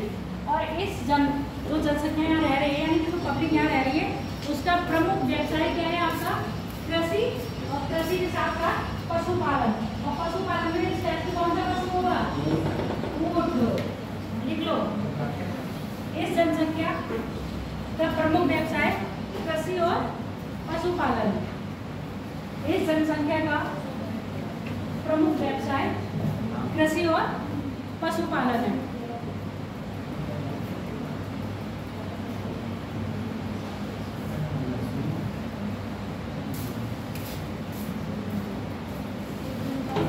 अच्छा, मुझे ये बताओ, अगर 1% भी यहाँ पर क्या हो, पेड़ पौधे आ जाएं, जैसे कौन कह रहा था अभी? क्या नाम है तुम्हारा? प्रांजल। जैसे अभी प्रांजल कह रहा था कि मैम क्या हम यहाँ पर पेड़ पौधे नहीं उगा सकते हैं? चलो, अगर हमने यहाँ पर पेड़ पौधे उगा दिए फिर क्या होगा? मरुस्थल है, मरुस्थल में जाएगा। दूसरी बात, अगर पेड़ यहाँ पे उग रहे हैं तो हो सकता है मानसून भी आ जाए, बरसात हो जाए। मानसून तो वैसे ही आता है। मानसून आगे नहीं बढ़ेगा। मानसून आगे नहीं बढ़ेगा। यहाँ पर बारिश नहीं होगी, सारी बारिश यहाँ हो जाएगी। और जो शीतोष्ण वर्षा होती है, जो दक्षिणी पश्चिमी मानसून विक्षोभ से बारिश होती है, वो भी वर्षा यहाँ करवा देगा। सर्दी में आपको वर्षा यहाँ पर नहीं मिलेगी। तो प्रकृति ने जो कुछ चीज़ें बनाई हैं, अगर हम उसका अगेंस्ट काम करेंगे तो कहीं ना कहीं वो हमारे लिए हानिकारक होगा। ऐसे ही हो गया, लिख लिया। अब लिख लो मरुस्थल का निर्माण या संरचना। इसका निर्माण कैसे हुआ, मुझे इसकी विशेषता बताएंगे।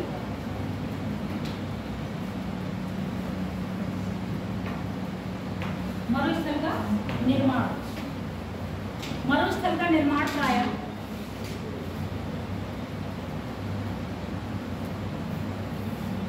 मरुस्थल का निर्माण प्रायः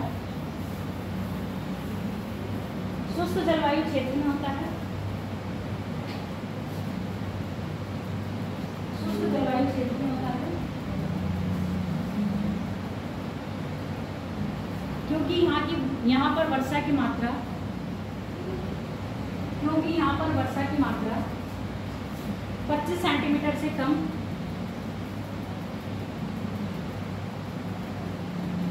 क्योंकि यहाँ पर वर्षा की मात्रा 25 सेंटीमीटर से कम होती है। भारत में थार मरुस्थल का निर्माण, भारत में थार मरुस्थल का निर्माण के पीछे दक्षिण पश्चिमी मानसून का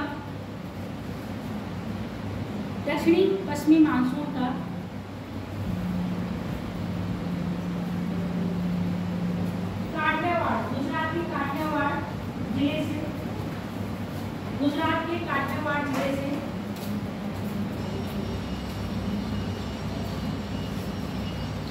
उत्तर पश्चिम की ओर कन्वर्ट होना, उत्तर पश्चिम की ओर मुड़ जाना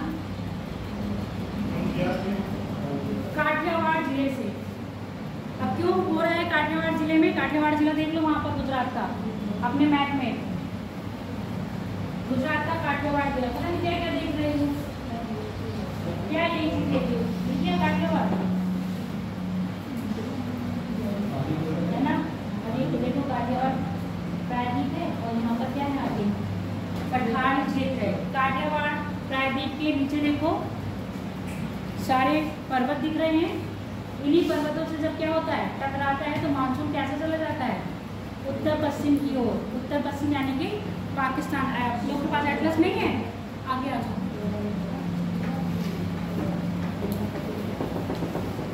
तुम्हारे पास एटलस बोलो अपना, बंद करके बैठे हो तुम लोग के पास वही है, इसके पास आ जाओ। देख लो काठियावाड़ जिला, हाँ हाँ उसको तो मीटर दिया है तुमको, मैप देखना सीखो। ये देखो सब अलग काठियावाड़, काठियावाड़ के नीचे गंगा पानी, जैसे यहाँ पर आता है कन्वर्ट होकर कहाँ जाता है पाकिस्तान, ठीक है, उत्तर पश्चिम में। भैया काठियावाड़, काठियावाड़ के पास से उत्तर पश्चिम में कन्वर्ट यानी कि मुड़ जाता है, जिस कारण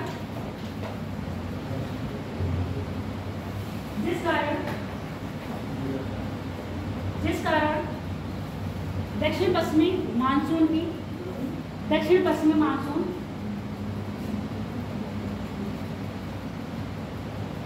उत्तर में प्रवेश नहीं कर पाता, तथा इसकी दूसरी शाखा, अब दूसरी शाखा सुनते रहना, समझ लो।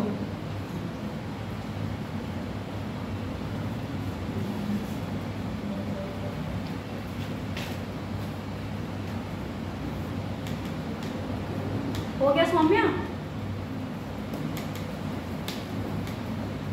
जैसे दक्षिण पश्चिम मानसून ही आ रहा है, यहाँ से टकरा के किधर गया?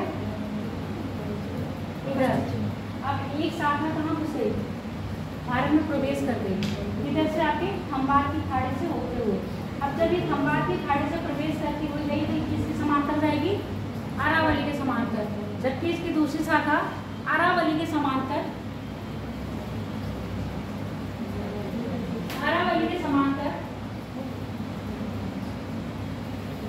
बहती हुई पंजाब क्षेत्र में हिमालय के शिवालिक पे वर्षा करवाती है। बहती हुई पंजाब क्षेत्र के शिवालिक हिमालय के क्षेत्र में वर्षा करवाती है।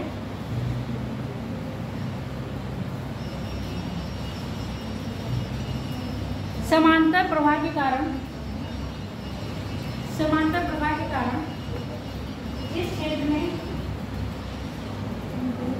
इस क्षेत्र में वर्षा नहीं होती। अब देख लो, मैंने बोला था आपकी जो लूनी नदी है ना, दक्षिण अरावली से निकल रही है और ये कैसी है, मौसमी नदी है। जब यहाँ से पर्वत टकराएगा तो यहाँ पर थोड़ी बारिश मिल जाएगी, इसके सहारे थोड़ी बारिश क्या हो जाएगी, मिल जाएगी, जिससे आपकी लूनी नदी को पानी मिल जाएगा। अब लिख लो अगली, यहीं पर लाइन चेंज करके लिखो, बंगाल की शाखा, बंगाल की शाखा अरावली के पश्चिम में, बंगाल की शाखा अरावली के पूरब में, अरावली के पूरब में, पूर्वी राजस्थान में, अरावली के पूरब में, पूर्वी राजस्थान में वर्षा करवाती है, पूर्वी राजस्थान में वर्षा करवाती है। अर्थात बंगाल की शाखा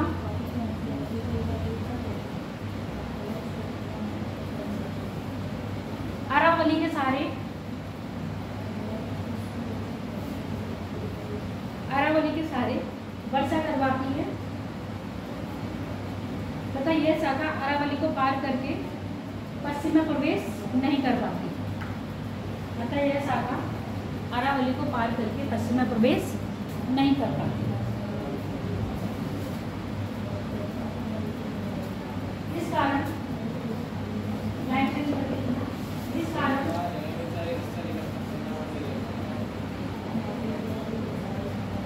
कारण पश्चिमी राजस्थान निम्न वर्षा वाला क्षेत्र बन जाता है। इस कारण पश्चिमी राजस्थान निम्न वर्षा वाला क्षेत्र बन जाता है। ये तुम लोग क्यों नहीं लिख रहे हो, ये नहीं लिखोगे और पेपर में क्वेश्चन इसी के ही बनते हैं, इनसे नहीं बनते। तुम लिखोगे तो मैं इंग्लिश में बोल दूंगी। जिस कारण पश्चिमी राजस्थान का क्षेत्र निम्न वर्षा वाला क्षेत्र होता है और यहाँ मरुस्थलों का निर्माण हो जाता है, और यहाँ मरुस्थल का निर्माण हो जाता है। कंप्लीट हो गया। अब लिखो ठंडा मरुस्थल।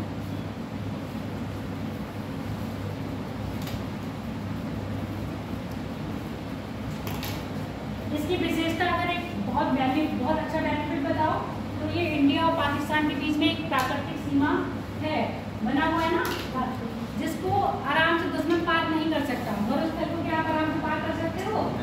नहीं कर सकते हो ना। तो एक तरह से ये क्या करता है, आपकी पश्चिमी सीमा की सुरक्षा करता है। लिखो ठंडा मरुस्थल।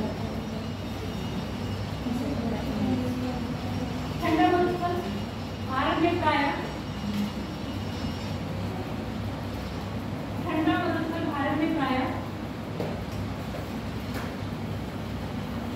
ट्रांस हिमालय क्षेत्र में पाया जाता है। ट्रांस हिमालय क्षेत्र में पाया जाता है।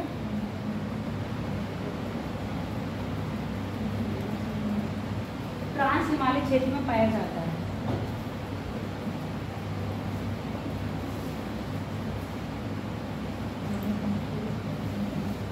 देखो कैसे बात करनी है पता है?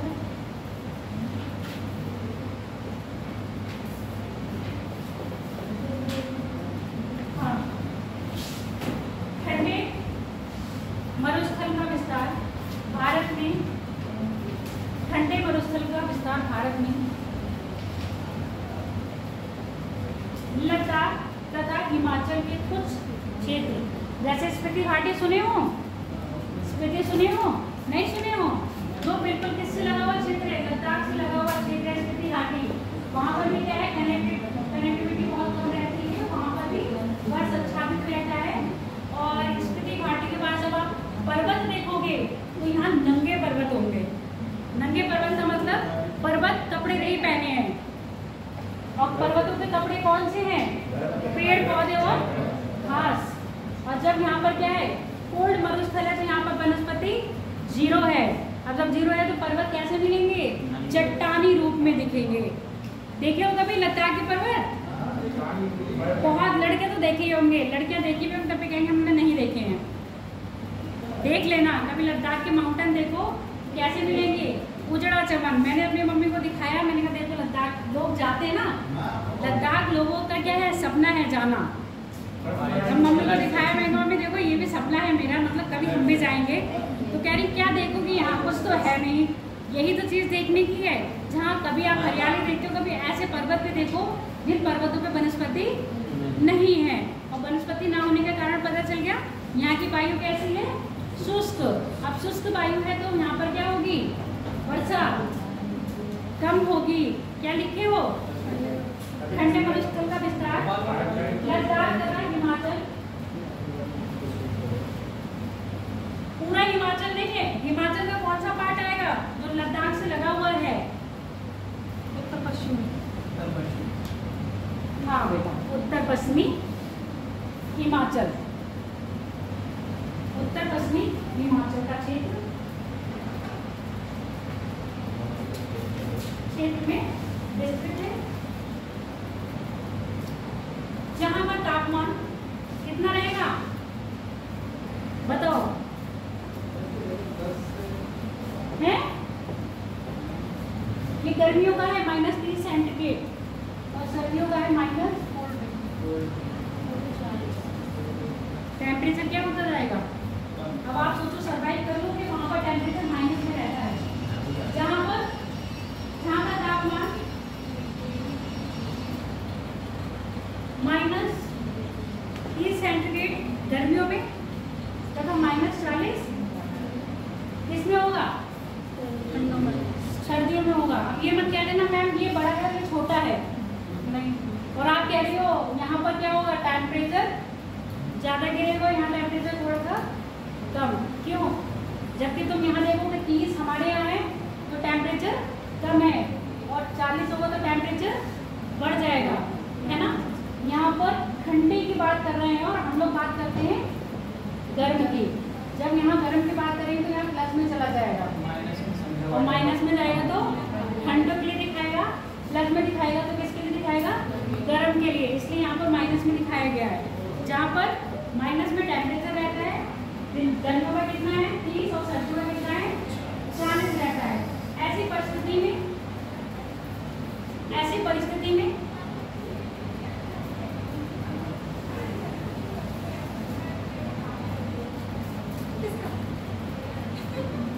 परिस्थिति में वर्षा, अच्छा ये बताओ यहाँ वर्षा हो भी रही है तो किस रूप में हो रही है, स्नोफॉल के रूप में। यानी कि अगर नमी है, अगर थोड़ा सा भी टेम्परेचर क्या हो रहा है बढ़ा, अब वो थोड़ा सा टेम्परेचर बढ़ के वर्षा अगर नीचे आ भी रही है तो वो वहाँ पर ही क्या हो जाएगी, संघनन हो जाएगा उसका, और टेम्परेचर कम होने के कारण ये क्या हो जाएगी, अपनी गैसीय अवस्था से लिक्विड से सीधे किसमें बदल जाएगी, ठोस में। और जैसे ठोस में बदलेगी धरातल पे कैसा दिखेगा आपको, स्नोफॉल के रूप में दिखता है। जहाँ पर आर्द्रता होती है तो यहाँ पर हवा में तो आर्द्रता होती है, बट टेम्परेचर नहीं होता है वर्षा करवाने के लिए, तभी क्या होगा। और अगर टेम्परेचर में थोड़ा सा उछाल या गिराव हुआ तो यहाँ पर वर्षा कैसी आ जाएगी, बर्फ के रूप में होती है। इसी कारण यहाँ पर क्या लिखा है, ऐसी परिस्थितियों में वर्षा कम मात्रा में होती है, और वो जो 25 सेंटीमीटर कम मात्रा हो रही है वो कब हो रही है, जब ये आपका जून जुलाई चल रहा होगा, बहुत गर्मियों वाला टाइम होगा, सितंबर, इस समय हो रही होगी। उसके बाद अगर तो वर्षा होगी भी तो किस में हो रही होगी, बर्फबारी के रूप में। वर्षा कम मात्रा में होती है। इसके अतिरिक्त अगर कुछ वर्षा होती भी है तो वह बर्फबारी के रूप में होती है।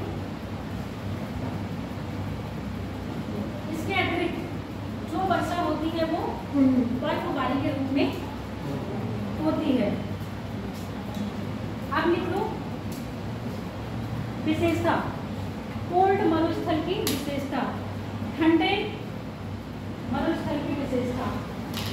निर्माण तो वही लगा होगा, यहाँ पे वर्षा कैसी हो रही होगी, कम मात्रा में हो रही है। भारत में ये क्षेत्र कहाँ पाया जा रहा है आपके, काराकोरम और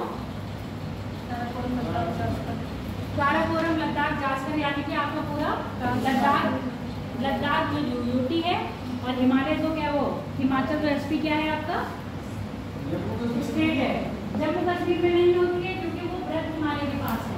और जम्मू कश्मीर में कौन सा वाला क्षेत्र लोगे, कोई ही नहीं सकती क्योंकि आपकी हिमालय वाला आ रहा है। और ये बिल्कुल स्पीति घाटी जास्कर के पास आ जाती है ना, लद्दाख जास्कर। अब लिखो यहाँ पर इन मरुस्थलों में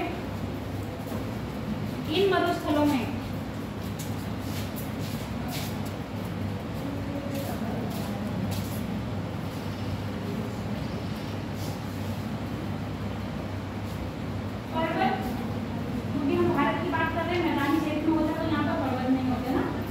इन मरुस्थलों में पर्वत कैसे दिखेंगे, नंगे दिखाई देते हैं क्योंकि यहाँ पर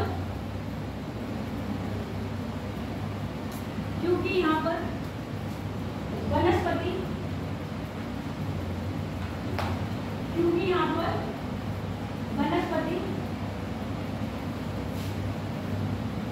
की मात्रा नगण्य है। वनस्पति की मात्रा नगण्य है।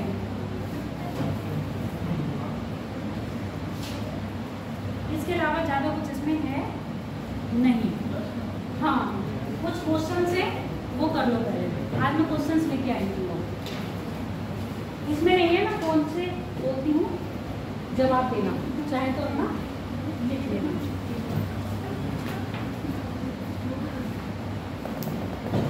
नोट भी करते रहना। क्या देख रहे हो, टाइम क्यों देख रहे हो, क्लास आप लेट स्टार्ट हुई थी ना। ध्यान से कितना बचा है, 3 मिनट है। 3 मिनट में 3-4 क्वेश्चन तो कर ही लोगे, कर लोगे या नहीं?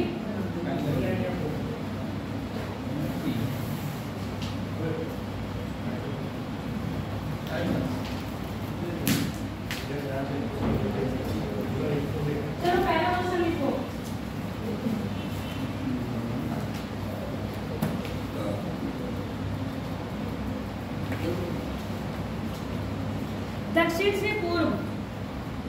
दक्षिण पूर्व एशिया, ऐसे लिखो। दक्षिण पूर्व एशिया में साउथ ईस्ट एशिया, दक्षिण पूर्व एशिया में दक्षिण से पूरब की ओर, दक्षिण से उत्तर की ओर बढ़ने पर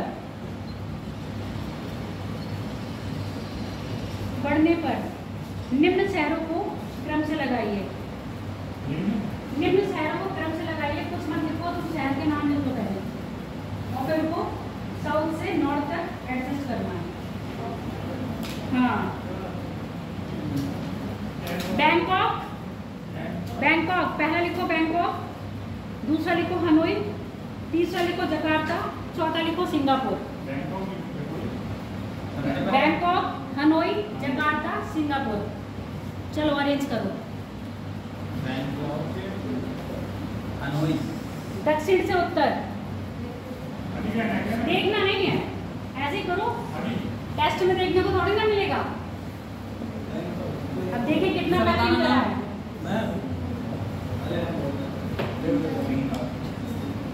Jakarta, Singapore, Hanoi, Bangkok. Map में कोई नहीं देखेगा कुछ, बोलो या ना बोलो, बंद करो। और तुम्हें क्वेश्चन लिखने चाहिए।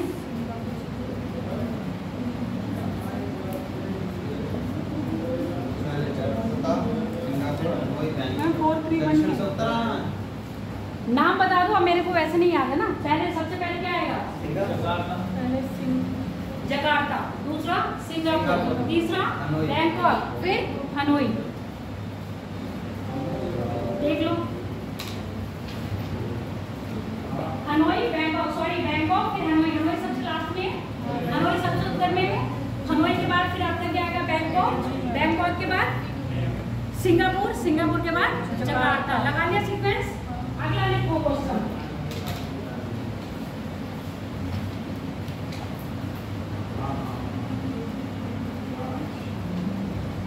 एक तरफ लिखो पहाड़ी क्षेत्र, मिलान करा हुआ है, आपको बताना कितने सही है कितने गलत है। लिखो कार्डमम मीन्स कोरोमंडल तक। आज ही निपटा है ना ये कार्डमम हिल्स, उसके आगे लिखो कोरोमंडल तक। उसके बाद लिखो कैमूर हिल्स कोंकण तक। और तट मैंने आपको थोड़ा सा ओवरव्यू दे दिया था। कैमूर हिल कोंकण तक। महादेव हिल्स मध्य भारत, महादेव हिल्स मध्य भारत। मिक्की हिल्स उत्तर पूर्वी भारत, मिक्की हिल्स उत्तर पूर्वी भारत। मैम आपको कुछ क्या बोला? कुछ बोला? महादेव मध्य भारत, मिक्की हिल्स मिक्की हिल्स उत्तर पूर्वी भारत। अब बताओ कितने सुमेलित हैं इनमें से?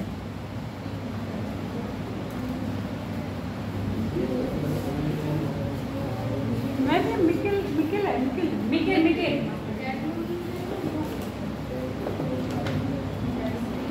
दिमाग लगा रहे थे ना उसमें। मिकिल मैप सब बंद कर दो, बताओ।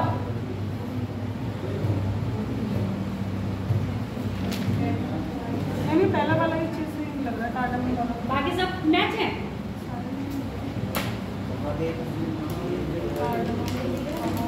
ये तुम बंद करो अपना मैच जो तुमने बनाया, अच्छा लिखते हो? ठीक है, बताओ सिर्फ दो ही मैच हैं।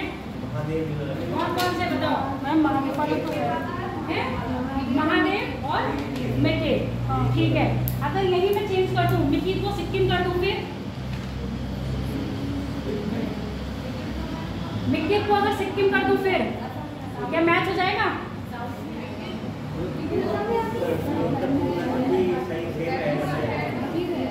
है मिकिर को अगर सिक्किम में कर दूं, फिर बताओ तब आंसर सही होगा या गलत हो जाएगा? क्योंकि यही क्वेश्चन 2 बार पूछा गया है और बस चेंज कर दिया है इसका, मिकिर का। मिकिर सिक्किम में आ जाएगा तो ये गलत हो जाएगा। मिकिर आपका असम में है। पता चल गया कैसे क्वेश्चन पूछ जाते हैं? अगला नोट करो। 2 ही मेल है, महादेव कहाँ पर है आपके? मध्य भारत में, और मिकिर उत्तर पूर्वी भारत में। अगला लिखो, बस एक क्लास है, क्लास छूटना है।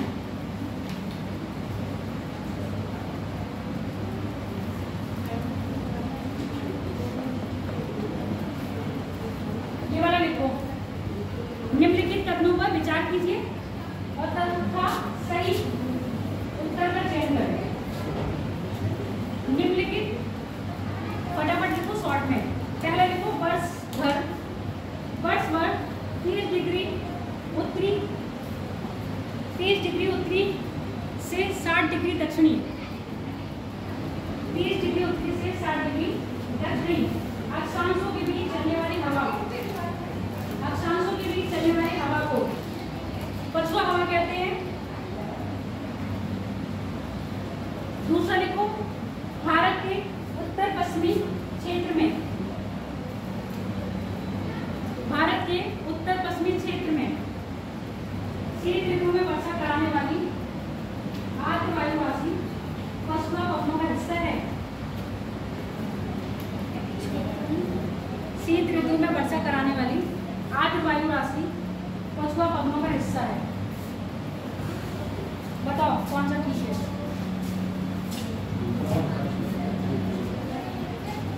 दोनों ठीक है, पहला ठीक है, दूसरा ठीक है, या दोनों ठीक है? ना तो पहला ना तो दूसरा है, पहला ठीक है। और बताओ दूसरा ठीक है, पहला ठीक नहीं है, क्यों नहीं ठीक है? पछुआ पवनें कितने बीच में चलती हैं? है?